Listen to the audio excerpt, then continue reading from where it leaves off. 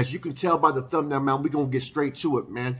These words right here, man, have the biggest influence and impact out there in the streets, man. It's what you do when you're jamming people up. And basically saying, where the fuck you from? Where you from? De donde eres? What's up? What's cracking? Where you from, S.A.? These are all words, man, during my time era where we used to jam people up, man. And it's the biggest sign of testing where someone is at and what they about. If they about that action, if they about that talk, if they weenie or whatnot. And the reason why I brought this up is because there was a recent case where two individuals just took deals on the double homicide. They took manslaughter charges. One being an Eric Estrada. Today he's 31 years old. He just took an 11-year deal. Okay. Dylan Redding, he's 28 years old. He just took 29 years. Now, they were found or took guilty pleas in the murders of Daniel Garcia Sanchez and Carlos Estrada. You know what I'm saying? These are the two individuals that they allegedly killed out there in Dakota. This happened about 10 years ago. So apparently, they seen these individuals. They jammed them up. Where you from? One of them said, my mama.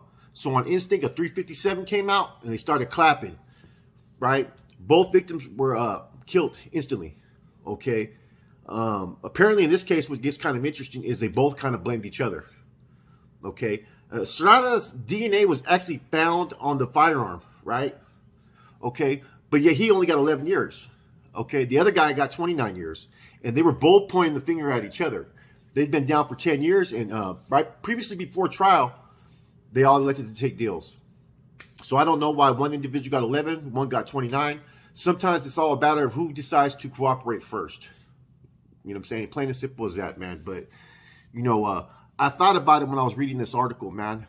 You know, this is the common theme wherever you're from. You know what I'm saying? As far as you could be down south, LA, San Diego, up north, San Jose, Salinas, Hayward, Stockton, all these different areas, right? And it's the same thing, man.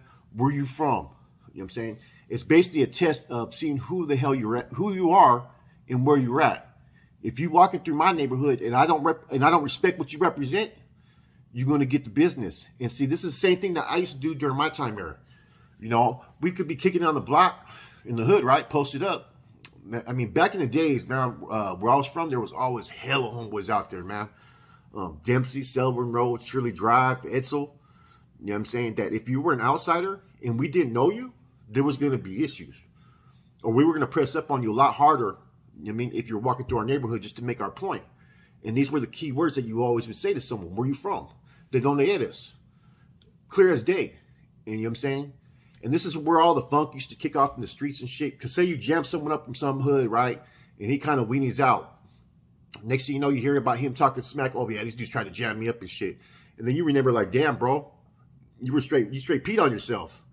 Next you know, you have a big old conflict and a get on the street warfare. And it's kind of crazy because these words have been used for probably approximately over like 60 years. I mean, this is going back to the heyday Pachuco days. You know what I'm saying? When they go to the zoot dance-offs and all that, they would always be jamming people up, you know? And I could be in any area, you know what I'm saying? I could go from like, say, I grew up in Milpas, Milpitas, San Jose, right? And so it'd be common to be up on a bus somewhere and someone trying to jam you up, seeing where you were from. And see, back in those days, the reason why it was being done is to see if you were potentially an enemy or an opposition. Because back then, there was no fucking, you know, red on red or anything like that. If you were from another Vato, you know what I'm saying, and there was funk, it was supposed to crack off wherever you were at. You know what I'm saying? And see, people are very territorial at that time. You know what I'm saying? Egos are at play and so forth. You know what I'm saying? People have died over these words. You know what I'm saying? Just asking where you are from. You know what I'm saying? People have died over wearing the wrong colors at times. You know what I'm saying? Being in the wrong neighborhoods. You know what I'm saying? Mistaken identity. You know, it just, when I read this case, man, I'm like, man, were these individuals actually gang members? You know? And I can recall sometimes, you know, back in my days, man, jamming people up, you know? You know what I'm saying? Where you from? Whoa, whoa, whoa. You know what I'm saying? Then the next thing would be if I thought they were a potential Sureño back then, and what color belt you got. You know what I'm saying? If they had the wrong color belt, we already knew what time it was. You know what I'm saying? But it was also about Vato warfares as well back then, man. I mean, this was just a common way of how people represented their hood, their block, everything, man. If you're from my time era, then you understand where I'm coming from. 80s and 90s, these were the most important words a gang member needed to know. Believe it or not, where are you from? You know what I'm saying? And either you were about your hood, your block, everything else, or you weren't. And you'd also come in contact with people who were soft, who were trying to claim the fame, and you catch it, man, and you'd be like, where are you from? And then they would try to say a different hood than they weren't even from. These are what we used to call rankers. You know what I mean? Solkas, Levas, and all that. You know what I'm saying? Because you had to hide behind a shield thinking that maybe that was going to protect you because you were saying you were from a big hood. You know what I'm saying? I remember jamming up some cat one time walking down the neighborhood, man. And I'd never seen him. I thought he was at first maybe a potential Sureño. And so I jammed him up, right? I said, where you from? And he says, Milpas. I said, well, what hood you from? And he said, VML, which is my hood. Instantly, I said, bam, you ain't from VML. Took flight on him. You know what I'm saying? That's just how it was gangbanging, man. You know? And it's like to this day, man, people are still going through the same type of trend. You know? Whether this was 50 years ago or today, those are still the most common used words by a gang member. You know? And everybody gets that little itch. If you know what I'm talking about, man. When you're starting to see someone and you just don't like their stilo and you're looking for a reason, when you start hitting people up where you're from, it means you're ready to kick it off. There's no other reason to be using those words. You know what I'm saying? Unless you're curious. You know what I mean? It's just, I remember just situations sometimes. You know how it goes, guys. I know a lot of you guys from out there in San Jose can identify with this. Where you run into some homeboys. Where you from, man? Okay. They say where they're from and everybody has their fucking chest out. Okay, all right. Why don't you go still? But you're already sizing the motherfuckers up. You know what I'm saying? That's just male instinct, you know? But it's kind of important, though, that we kind of look at this from a whole different perspective. You know what I'm saying? Like, we need to teach our kids, as far as today's, that it's not so much important where you're from. It's where you're at as a person. You know, I mean, we need to break this cycle. You know what I'm saying? Because people have been killed just over association, just over fucking, you know, feeling disrespected. I mean, apparently these people took these guys as a joke when they got hit up. You know what I mean? And that's the danger sometimes out there in this gang culture, is when you're dealing with young kids who are trying to fulfill their egos, right? You never know what they could potentially do. You could size up a youngster and think, okay, he's not with his shit. He ain't going to do nothing, right? Especially out there in the Gaias, right? And then they use those words and you kind of just fucking take it off as nothing. Next you know, they're fucking clapping at you. You know, I mean, I was one of those ones at a certain age, man, where I used to just jam people up, man, and I used to get a kick out of it, man. And I would have to think that some of these youngsters have that same type of thinking process. You know what I'm saying? Because the whole purpose is to jam someone up. The whole purpose is so you could be recognized. Those are the only reasons why you're doing it. Most of the time, you're not really tripping on protecting the hood. You just don't want anybody to come through slandering your hood because they didn't get jammed up. You know, I mean, out on the streets. It was even more recognized when you could jam someone up from a fucking hood and then fucking to pee on themselves. It was even more fucking recognized if you did that than it was to getting off of that cat. You know? It's just a fucking test of a man's will, test of their nuts. You know what I'm saying? Some people have heart, you know what I'm saying? Which means, you know, you back them in the corner, they're going to do what they got to do. You know what I mean? They're not going to punk out, but they're not going to push that issue. Then you got those that have balls. And what balls is where you're going to go to the extreme. You don't give a fuck what you about, where you from, or whatnot. You know what I'm saying? You don't care what repercussions that you have coming from what you do. You know what I'm saying? And that's the most dangerous mindset of a youngster out there in the Gaias.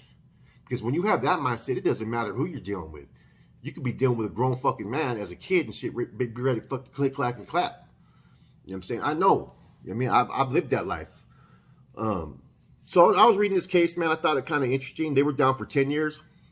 When they committed these crimes, they were 21 and 18. The victims were 21 and 18. You know, I don't think anybody knows or understands that just these simple words can have an everlasting effect on so many different lives. This case is a prime example.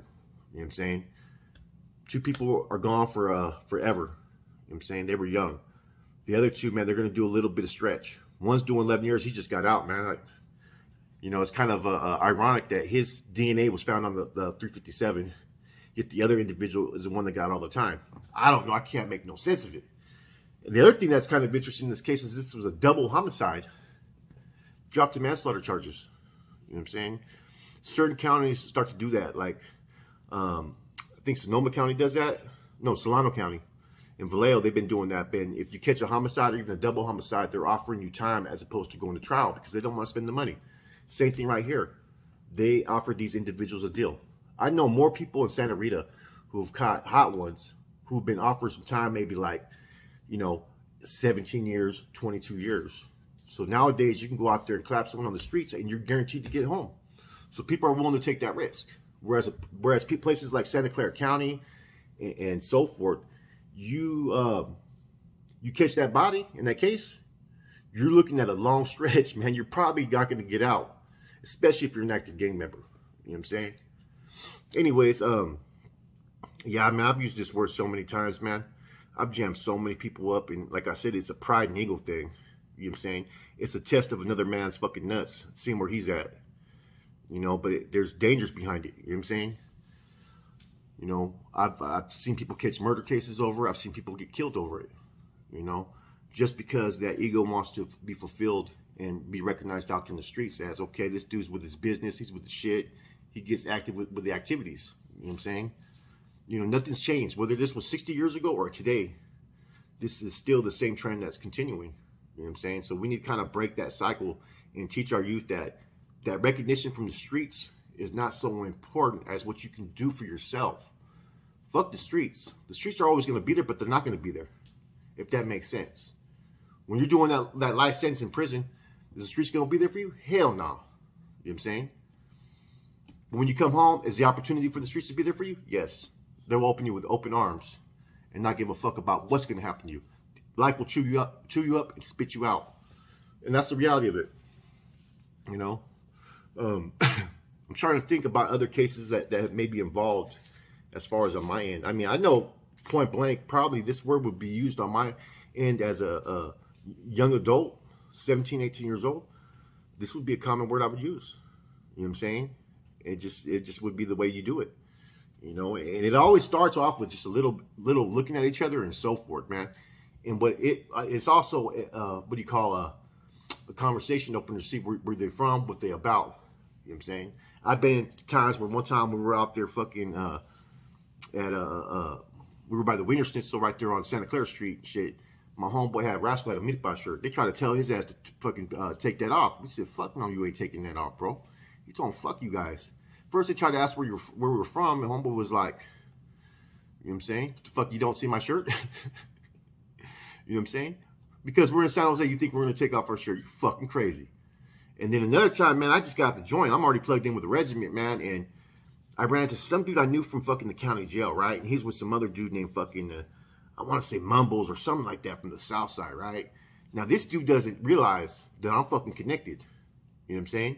So this dude's trying to jam us up, like fucking tell him, I'm fucking paying attention and shit. I'm listening to this, right? And he's like, well, you guys ain't from here. You're not supposed to be out here representing anything and shit. I'm thinking in my head, bro, I represent all this shit out here. You know what I'm saying? But I was just paying attention and listening to what homeboy had to say. You know what I'm saying? So there's, like I said, people sometimes misapply this, man. And they think that it can cater to their ego. That dude ended up getting a fucking reprimand and almost got deemed no good just for his fucking actions, how he was acting. And sometimes you got to pull fucking rank, you know what I mean? Anyways, this is your boy Flacco, man. I thought this was a really important spill, man, just to bring up to you guys, man. I think anybody that comes from my era would understand it, that these words are very significant. You know what I'm saying? They're commonly used out there in the streets, man. It shows where one's at, where their quota's at, and if they're about that action. But this word also has caused a lot of damage to a lot of families out there, man. I know on instinct I've taken off on people just because of the wrong explanation I was given and whatnot. You know what I'm saying? And we got to try to break this trend, you know what I mean? I don't have the answers to every solution when it comes to the communities, gangs, and so forth. I can only offer different suggestions and ideals. And I think it all goes back to what we do as individuals with those that we're around. Our kids, our nephews, you know what I'm saying? Our cousins. We got to spread a positive message. You know what I'm saying? And tell them that this way of living life doesn't always have to live this way. You get what I'm saying? Anyways, so check this out, guys. Another thing, man. At 12:15 today, on A Convict's Perspective, we're dropping the Convicts Panel's funniest moments. This shit's fucking about an hour long and it's fucking hilarious. It has some of the best fucking moments from the Tooth, to fucking donning an IG model to fucking meeting Smitty for the first time. There's some funny ass fucking shit. The hot chip challenge is on there too. It's different clips and so forth throughout the video. I shared it with Gunner this morning. I put a lot of work into it, guys. A lot of work. So do peep it out, man. That's going to drop today at 12:15 p.m. What else I got? Maybe I'm probably going to drop something on from Felons to Men's podcast today with Toko. I'm just waiting to get that in motion. We're going to record a couple things, get that cracking. So, hey, stay tuned in, man. Much love, much respect to everybody out there. Keep on pushing positively, man. Life doesn't always have to be about, you know what I'm saying, negative thinking, negative ideas, and so forth, man. You got to turn any situation scenario into a positive. Don't let life beat you down to where you feel that there's nothing more you could do for yourself. Always remember, when you dig yourself in the hole, quit digging. You know what I'm saying? Find those solutions that you need. All right, it's your boy Flacco. I'm out.